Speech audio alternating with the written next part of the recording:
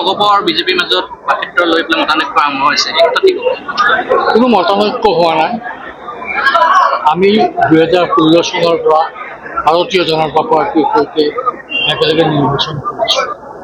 এইবাৰো আমি একেলগে নিৰ্বাচন কৰিম আৰু পুনৰবাৰ ডক্টৰ হিমন্ত বিশ্ব শৰ্মাৰ নেতৃত্বত NDA আমাৰ মিত্ৰজোঁটৰ চৰকাৰ হ'ব, তাত অসম গণ পৰিষদ অংশীদাৰ হ'ব।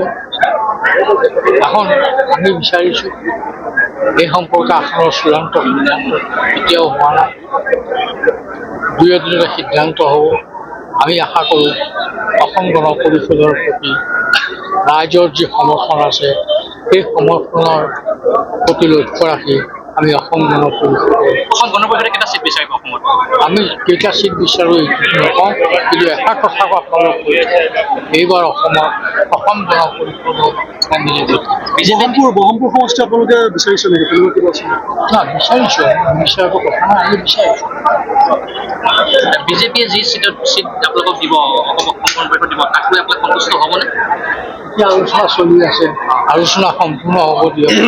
আচলতে বিজেপিয়ে যিটো বুলি কথা নাই, আমি নিৰ্বাচন NDA হিচাপে কৰিছোঁ, গতিকে আমি NDA হিচাপে নিৰ্বাচন আৰু আমাৰ আশাবাদী অসম গণ পৰিষদে যোৱাবাৰতকৈ এইবাৰ বেছি MLA বিজয়ী কৰিব।